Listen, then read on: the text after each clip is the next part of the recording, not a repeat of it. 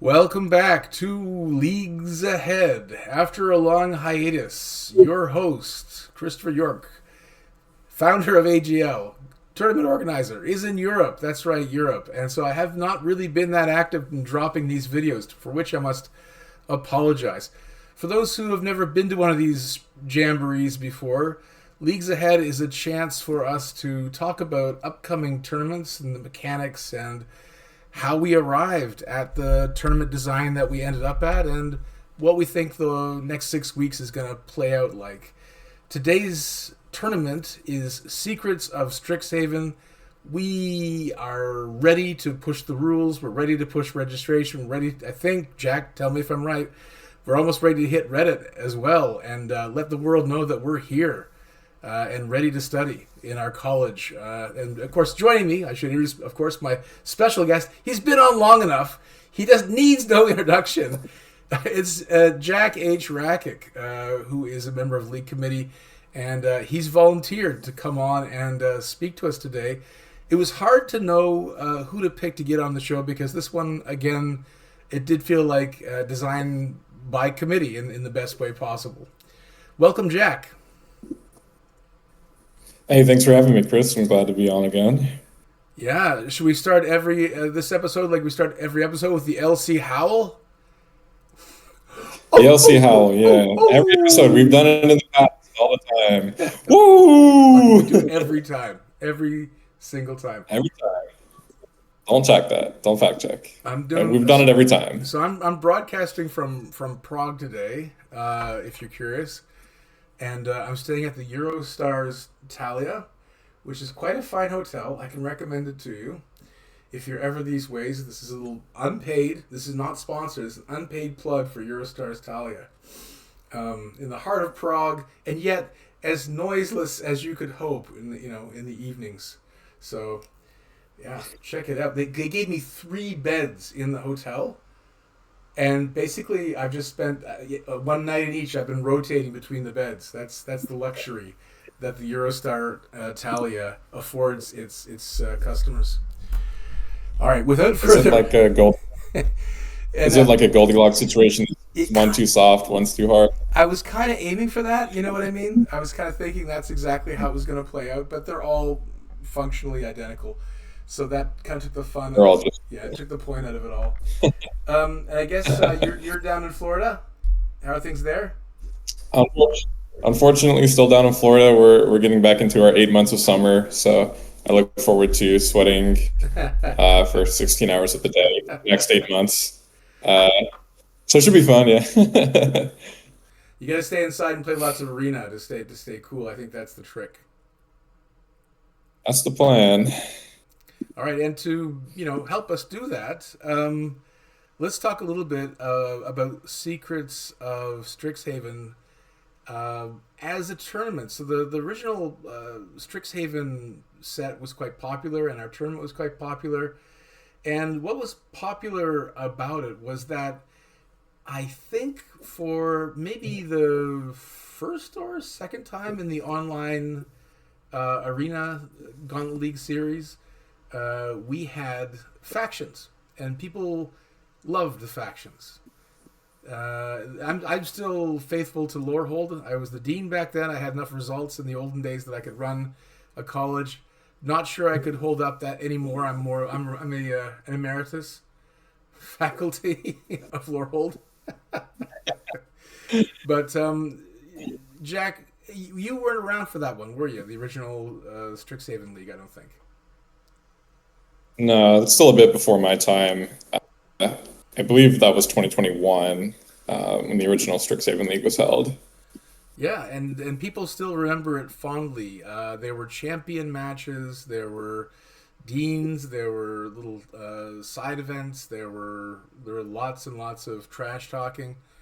Um, it brought the server alive as faction leagues also do.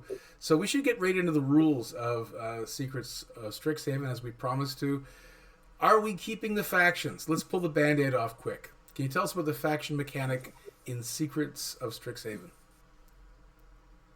Yeah, so we will be returning to factions for those who have not played a faction league, or even maybe those who have, the way this will work is, upon league start, you'll be sorted into one of the 5 colleges here at Strixhaven. That's Silverquill, Witherbloom, Prismari, Quandrix, and Lorehold.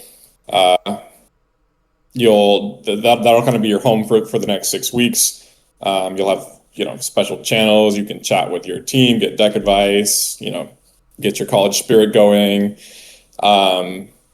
and perhaps most importantly, half of the prize pot will be allocated to faction pricing. So you're very incentivized to help out your teammates, do as well as you can, all that good stuff.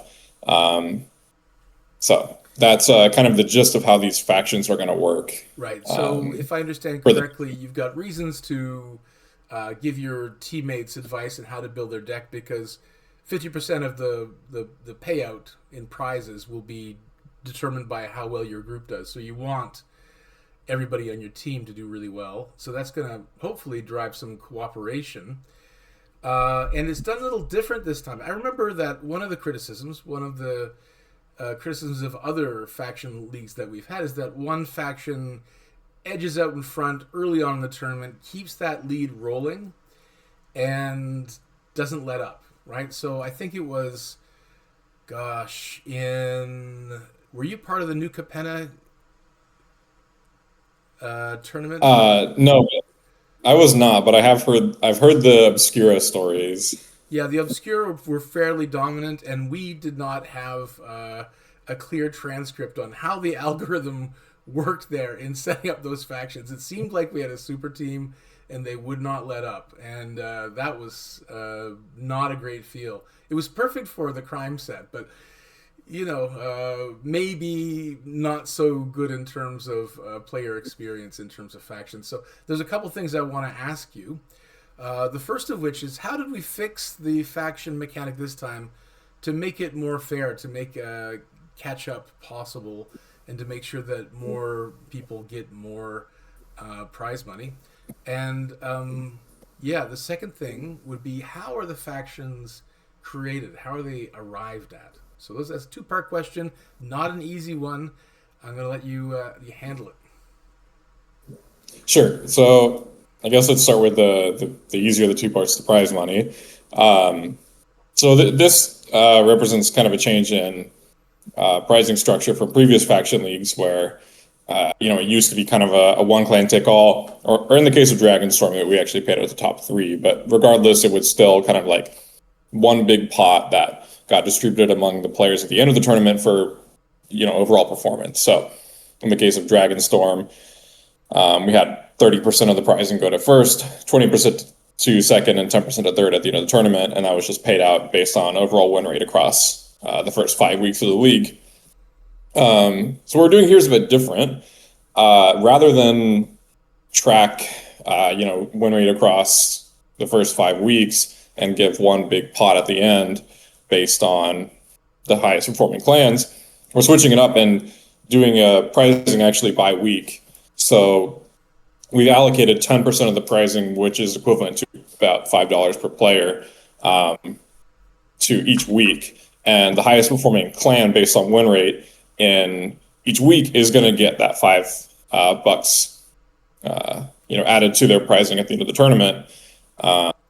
So even if there is one clan that, ends up a little more dominant and kind of pulls ahead in terms of overall win rate, it's not a guarantee that they're going to win every single week. And so, there'll be more competition there in those middle weeks where that dominant clan might not pull out on top every single week. So as I understand it, just a little follow-up, it's possible that all 5 colleges win a week each and get half their prize money back just on their college performance, and then their individual performances will make up the other 50% of the prizes to be ladled on top of that. So I could have just made a lot of work for myself, right, as TO. That's going to be a hell of a spreadsheet at the end of the 6 weeks. I hadn't really thought about that until this very moment, but this might be our friendliest, most kind of spread it around prize structure in league history. So maybe now I'm hoping for a runaway college. I don't know. if there is a runaway college, there is something we didn't mention, right? There's a special prize for the runaway college. If, like, we did keep the cumulative dimension for one special event. Can you tell us what that is? The sort of hidden event that will be unlocked for the best performance over all 5 weeks? Yeah, so this is carried over from Dragon Storm. We've adopted the same thing here, which is a college mega draft. So, like you mentioned, this is based on cumulative win rate across the first 5 weeks. Whatever clan ends up on top of that metric will get its own special mega draft. So what we'll do is we'll take the top 8 performers in that college who aren't in the top 16 for the main mega drafts, and they're going to get to just run their own special mega draft. The winner of which will get an invite to, Player of the Year 2025, 2026 season. So it's big stakes on the line. That's definitely still a reason that you want to be on top of the overall win rate, even if prizes aren't based on that. Now, obviously, of course, everyone should be shooting for the top 16, but it is a nice opportunity to get your Player of the Year invite if you don't make top 16. Right. So even if, for example, your college is locked out of a certain week for prizes, there might still be a reason to strive to get the best result possible to pump up that cumulative win record. Yeah, of course. Any win can count. It wasn't particularly close in Dragonstorm, but that doesn't mean it won't be here, right? So Right. It could even come down to just a couple of wins separating first and second, and earning you and your clan the right to play in that. Sorry, I keep saying clan. Your college the right to play in the college mega draft. Still stuck on Tarkir. That's fine. That's fine. It wasn't that long ago. It doesn't feel like it, even though it was how many months ago? How long ago was Dragonstorm? 7 or 8 months, I think, at this point. It feels like yesterday, though, right? Yeah. Time flies when you're having fun. All right, now let's get to the second part of my 2-part question. I didn't forget. I'm not letting you off the hook. How are we deciding how people get into one of the 5 colleges? Yeah, so again, we'll start with the easy part. If you played in Strixhaven League, the original one way back in 2021, and you come back for Secrets of Strixhaven League, you're in the same college. That's easy. You're not going anywhere. If you were in Lorehold, you're still be in Lorehold. You're in Quandrix, you're still be in Quandrix. Lorehold strong. At this point, that represents really only a small fraction of our player base because the league has grown so much since then, and that was 5 years ago, and so not a lot of players stuck around. I think there's probably 10 to 15 players that are going to keep their old clans, their old colleges. I'm going to keep saying clans. But what we're going to do for anyone who was not in Strixhaven League is we're going to run a very fancy, very, very technical algorithm based on your historical performance. I've been sold an algorithm with the goal before here, Jack. You got to talk me through this algorithm.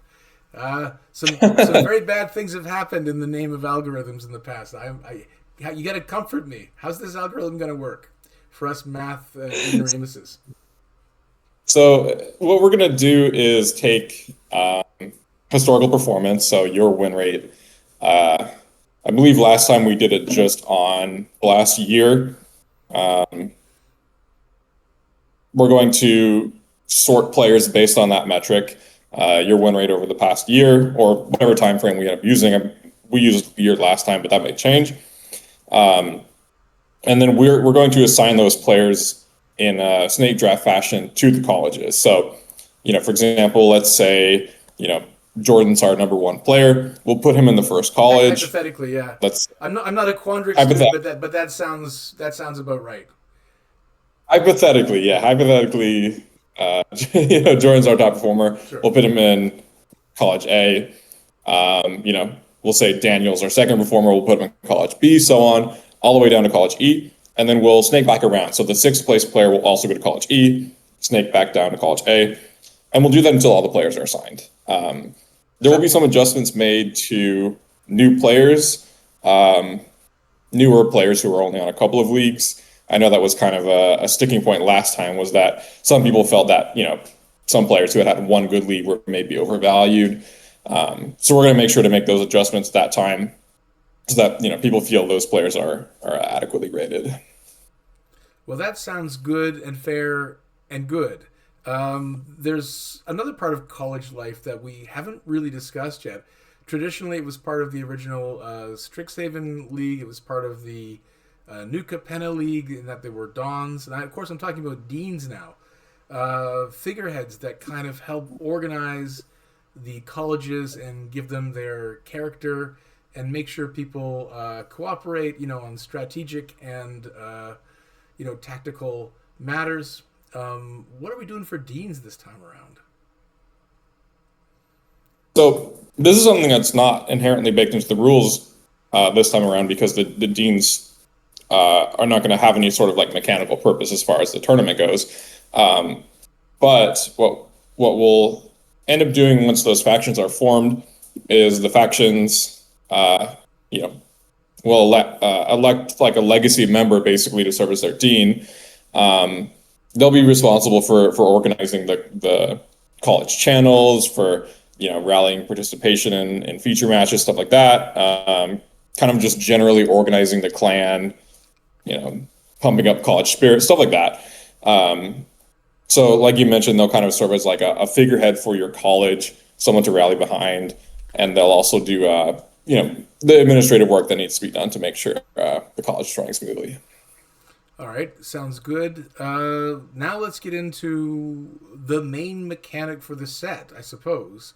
So we've just come off the absolute unhinged wackiness of Teenage Mutant Ninja Turtles and its mutate mechanic, and we're still sort of imminently awaiting the next Mega Draft, which is going to take place using the Steve's technology to have a draft that's going to actually be in flux. There are going to be cards changing as they're drafted. So people have been saying it's time for the pendulum to shift back. I assume that because this set is so juiced, because Secrets of Strixhaven is so eagerly anticipated, that we're going to be pulling the lever back on how many offset cards we allow in players' pools this league, right? Yeah, so it would be hard to go the other way, I think, off of TMNT, but Yeah. it is it'll be a little more simpler, a little less chaos this time. Uh, First of all, your starting pool will contain cards that are 100% from Secrets of Strixhaven and the Mystical Archive, which I'm lumping together. And the chaos that will be introduced is through courses. So I guess I'll explain what courses are. Yes. Yes. So And by the way, all this information is stored in the your rules and registration thread. So if you want to look at the long version, you can click on that and go through the beautifully designed course catalog. Right now, we have some very dedicated Silver Quill students offering to write up, course descriptions, which is going to make it even prettier before the big push happens for Reddit sign up. So, yeah, course outline, courses. Yeah. So the way this is going to work, every loss you'll receive a custom comeback pack. 11 of those cards are going to be from Secrets of Strixhaven and or the Secrets of Strixhaven Mystical Archive. But your pack's going to have 3 special slots. So these slots are elective courses that you'll be choosing to take. We have a list of 40 of them. All of them, have some sort of criteria. So as an example, you could take the course Material Analysis, which is a list of cards that have Surveil written on them. And your pack will have 3 of these. It will randomly pull a card from that list and add it to your pack. You'll keep that course for 2 losses. And every second loss, you'll be selecting a new set of 3 courses. You can't pick ones you've already chosen before. So your courses are going to rotate out. You'll get a new selection of cards, new criteria getting pulled every couple of losses. And once you hit that final course selection, so that'll be on your 9th loss, those cards will get upgraded to rare. So you'll be able to get some more powerful versions of your course cards in what we're calling the graduate studies courses for those 9th and 10th losses. But for your first 8 losses, those cards are only going to be limited to commons, non-commons. Okay. So at the end, things are going to get a bit more juiced. Okay. Um, Yeah, packs are going to contain at least 4 rares for your ninth and 10th loss. so how many courses? Like, let's say, for example, we have 3 courses every 2 packs. And again, I'm not a Quandrix student, but I think that means we're taking 15 courses by the end of this, right? Yeah, so in total, you'll have 15 courses, 12 of them will be your normal courses, and then the last 3 will be graduate links. Again, as I mentioned, no repeating, so you'll have to have 15 unique courses. So players should be thinking about that when they select, even for the first couple. Out of a total of 40. I have a total of 40. Okay, so we're going to see a little less than a third of the possible course offerings. So there is some strategy there. I'm sure that your college mates will help you work through which courses are right for you to take. Given your pool, right? Because we're not doing, let's say, packs that are coded by color to your school. So you'll be opening just regular randomized packs, right? So even though you are part of, say, for example, Witherbloom College, you could be running a Lorehold color deck. So you might want to take different courses than people who have different leaning pools than you do. All right. Are there any other mechanics that we've left out? Have we decided on a Mega Draft format yet, for example? Yeah, so for those lucky 16 players or skilled that make the mega draft, or the 8 members of the winning college that will be in their college mega draft, they'll be drafting the same custom packs. So it'll be that 11 card Strixhaven plus the 3 courses, and the courses that are going to be used are the courses that were proven to be the 3 most popular during the league. So the 3 most chosen courses among all 40 of them, those will get inserted as the elective courses that will be used for the Mega Draft packs. I gotta say, I love all the work that we're doing with the cooperation of Draftmancer, to sort of build our own versions of these, of the sort of standard drafts, and with Cube Cobra, like just cobbling together all this technology from people who are passionate about the game, makes a lot of these formats possible that wouldn't otherwise be. So just shouting them out on the vodcast here and let them know that we appreciate everything they do to keep the Arena Gauntlet League interesting for our players and challenging. All right. Anything else that I've left out, Jack? I think that's everything for the rules. I guess I should maybe add as well. We're doing custom starting pools as well, especially with Mystical Archive, being a guaranteed bonus sheet. So your starting pool will not be 6 play boosters of Secrets of Strixhaven. It's going to be a customized starting pool of 6 rares, 18 uncommons, 60 commons, and then 1 rare mythic archive card plus 5 uncommon archive cards. So don't come into this expecting your 15 rare pools like usual. Everyone's going to be limited to 7. Okay, so we're starting off at a bit of a lower starting point this time, which again with a largely, I'm gonna say it's not quite completely mono set, right? Like it's only 11 cards out of 14, so it's pretty like S set leaning, but it's not completely mono set. But still, especially with a juice set like this, power creep is a bit of a concern for many players. So I think they're going to be relieved to hear that. Now, given that we've covered all the main mechanics, I think it's time we get down to talk about the process. How did all this happen? What I'm curious about, Jack, is where this genius idea for capture the flag mechanic went. We heard so much about it at the beginning of vision crafting for this league. What happened? Where did all the other, we had some other ideas for where this could go. What happened to those, and why did we end up on the road that we're on now instead? Just asking. Asking for interested parties. I was fed these questions before the show. Yeah. So the league, our first proposals when we we first got to talking about Secrets of Strixhaven, actually didn't look like this at all. The mechanic we kind of discussed in detail around the start was a capture the flag mechanic. So I believe the first iteration of this that was proposed was, every college designates one player as their flag bearer.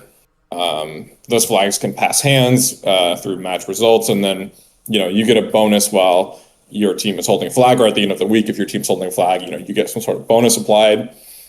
And that kind of that shifted a little bit. I was thinking everyone has a flag, and then you can gather more flags as you beat people, and you get some threshold number of silver quill flags. You get some silver quill ability that's applied to your team.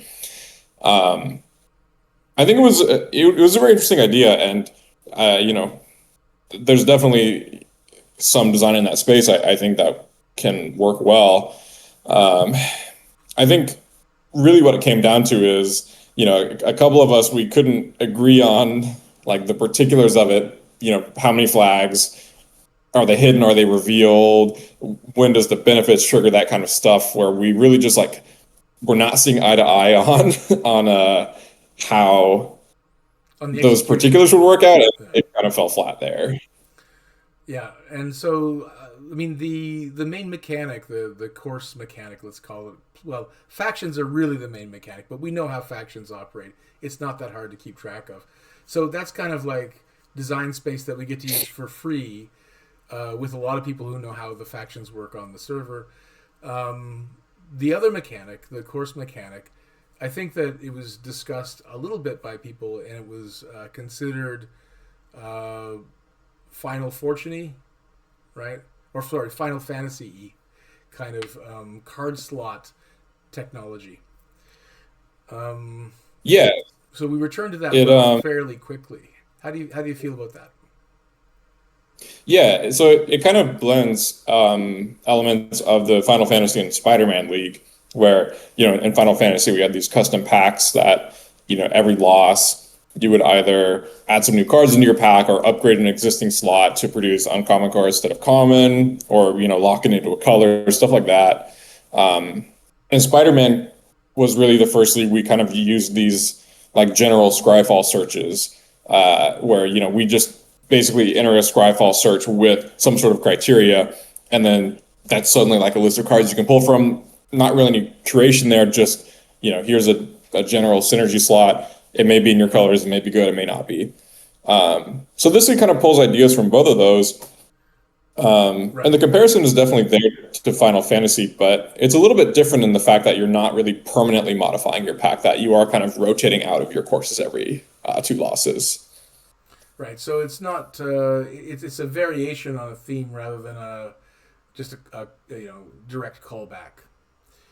Yeah, that's important because I think a lot of people felt, at least some did, they felt they were locked into a color with the sort of choices that Final Fantasy pushed you into as a league. And of course, people had their own frustrations with Spider-Man, so they probably so, that was a tough one for the community, just as a set. And the tournament, I think, as was pointed out by our more charitable reviewers and feedback givers, we did the best we can to polish that turd and make it shine. So yeah. So I think that's pretty much it, Jack. Anything else before we push this ship out to sea? I guess one thing I did want to touch on too, maybe less about the league design and more about Secrets of Strixhaven itself, Sure. and kind of a design constraint that we took in going forward, was I think everyone, even up until 2 or 3 weeks before the full spoilers were out, was kind of expecting this to be a learn set. That was one of the mechanics that was really highly revered in original Strixhaven, was learn lesson, because it added some depth to play that just wasn't present, like accessing your sideboard on such a regular nature. Yeah. And with lessons being in Avatar, I think a lot of people were expecting that they would introduce more learns and lessons into the set. And we got 5 lessons, but it's they just stuck them on some mythic cycle of spells, and there's no learn at all. Which I think some people was kind of a disappointment because it was a very anticipated mechanic. People loved it in the original Strixhaven.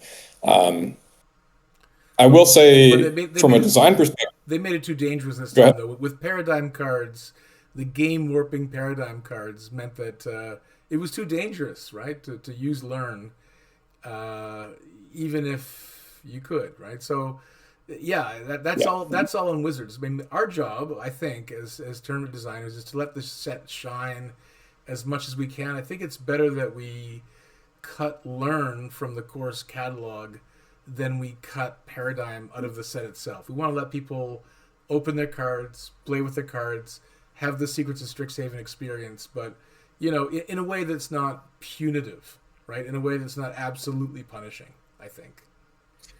Yeah, I mean, you nailed it right on the head that with those paradigms, like introducing learn into the format would be like, a huge power boost for anyone that has one of those because those are like usually more expensive spells that, they can get stuck in your hand for sure, but they have a powerful effect. So introducing learn into the format as much as like it would be a great callback to Strixhaven, with those paradigms floating around is it would be pretty dangerous, and I think would definitely give a pretty big delta to those who had one of the paradigms versus those who didn't. I mean, there's still plenty of original Strixhaven cards in the core selections. I think even though you can only take, uh, each course once for 2 losses each, um, you get 2 cards out of that, Cube Cobra set or whatever. It's not. I don't know. You can definitely still get enough of a flavor from the old set. So if you want to see how the old cards and new cards play together, which is something Mark Rosewater was sort of crowing about in his Drive to Work podcast. You can do that, but with some sort of safety belt built into the league. I'm sorry if I cut you off, Jack. Is there anything else you wanted to add on that point, or was there anything else you wanted to? No, that was pretty much it. Just touching on kind of the elephant in the room of Learn not being present here. I know some people will be disappointed, of course, but I think with the way that Secrets of Strixhaven is designed, there was no sense in us bringing Learn to this format and kind of warping those paradigm cards. It's better for us to just let the set shine by itself, and the developers didn't put Learn in it, so we're not going to put Learn in it either. Yeah, I mean, just to be contrarian for a second, I thought maybe there was some sense in that there are so few learn cards, and there's the chances of grabbing them out of one of the courses are so low, combined with the chances of having your paradigm card, and then combined with the chance of you wanting to run your paradigm card in the sideboard to be grabbed by a learn card, which might not even be in the same colors or color pair, right? So there's a lot of ifs and buts, and I think maybe with a light enough touch, one or two people out of 200 or however many people were going to get signed up for this tournament may have benefited, but still, I don't know. Maybe the potential, if the odds go the other way, are so terrible. the potential for mischief is so awful that even the sort of slightest margin of error would be enough to sort of make us think twice about doing that. So yeah, stepped back from the edge a little bit. Normally, I'm all for letting chaos reign, as you well know. I do like people finding interesting combinations in their decks, but we also want people to have fun in other ways, right? There's the fun of like having a broken deck and just running the court with it up until week 6, and there's the fun of like letting other players have a chance against you, right? We have to balance those. There's two kinds of fun there, and we have to balance them out as tournament designers.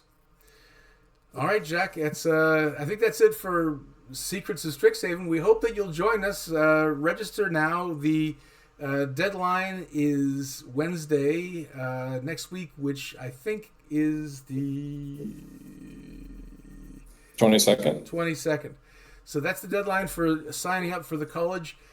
Please do join us. And I think, Jack, you might be rolling the starting pools and taking requests and or abuse at that time, as is your custom. Yeah, I will take requests, but no guarantees on actually fulfilling them. So if it makes you feel better, you can tell me. But yeah, no guarantees promised here on getting what you actually want. You're basically the league's mall Santa, right? People can sit in your lap, but if they happen to get what they ask for, you don't really have any power over that, right? Yeah, but I'll claim it was my fault anyway. We got to keep the kayfabe going, right? We got to keep it going. All right, my man. Thanks for coming on the podcast. Appreciate your time and appreciate your effort in helping shape a set of rules that I hope people will find compelling for Secrets of Strixhaven. Looking forward to all the memes. Looking forward to all the sort of role playing and banter repartee, so to speak, in the weeks to come. Bye for now, Jack. Thanks for having me on. Bye. See you soon.